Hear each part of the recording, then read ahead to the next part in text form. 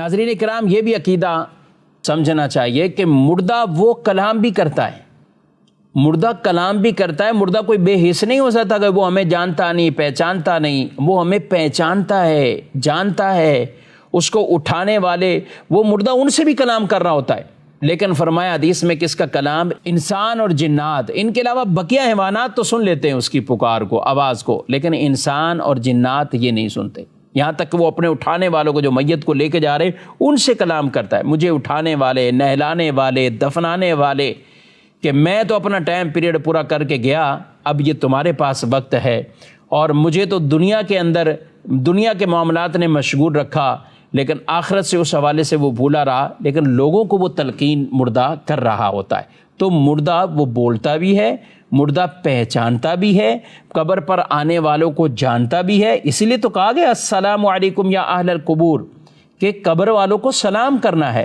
یہاں تک کہ اگر آپ قبر پر جاتے ہیں تو ہمیں جو قبر پر جانے کے جو آداب سکھائے گئے ہیں، تو اس میں بھی یہی کہا گیا ہے کہ آپ آئیں تو وہ سرہانے کی طرف، اگر کوئی مانے نہ ہو، وہاں کوئی قبر نہ ہو، تو آپ اس طرح ان کے سامنے وہ کھڑے ہوں، اور دوسری طرف نہ کھڑے ہوں کہ اس سے میت کو گردن گھما کر دیکھنا پڑتا ہے، تکلیف اسے پہنچتی ہے۔ تو آپ اس کے چہرے کی طرف، اور چہرہ ہمارے جیسے قبلہ شریف کی طرف چہرہ کر کے میت کو رکھا جاتا ہے، تو آپ اس کے سامنے کھڑے ہو جائیں۔ تو یہ بھی کیا ہے کہ میت پہچانتی ہے اور اس کو انسیت ملتی ہے۔ جی ہاں، آپ اپنے مرحومین کی قبروں پر جائیں تو انہیں سکون پہنچائیں، انہیں انسیت پہنچائیں۔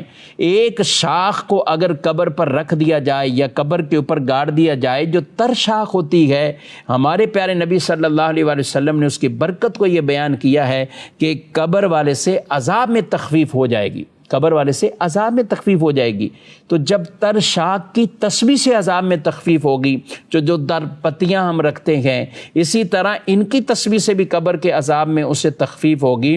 اور پھر جو بندہ ہی قبر کے پاس بیٹھ کر بندہ مومن تسبیح کر رہا ہو، اس کی تسبیح سے کتنی مرحوم کو وہ راحت پہنچے گی۔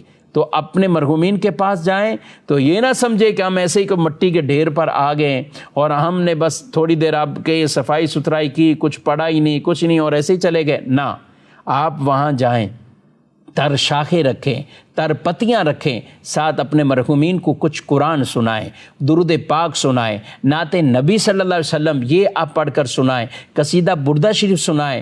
جو مرحوم دنیا کے اندر سنا کرتا تھا وہ اس کو سنائیں، اور اسے خوشی داخل ہوگی۔ تو اپنے مرحومین کی قبروں پر جائیں اور وہاں جا کر انہیں یہ بھی راحت پہنچانے کی کوشش کریں۔ وہ آپ کو پہچانیں گے بھی، آپ کو جانتے بھی ہیں، اور اس سے انہیں انسیت یعنی سکون بھی ملتا ہے۔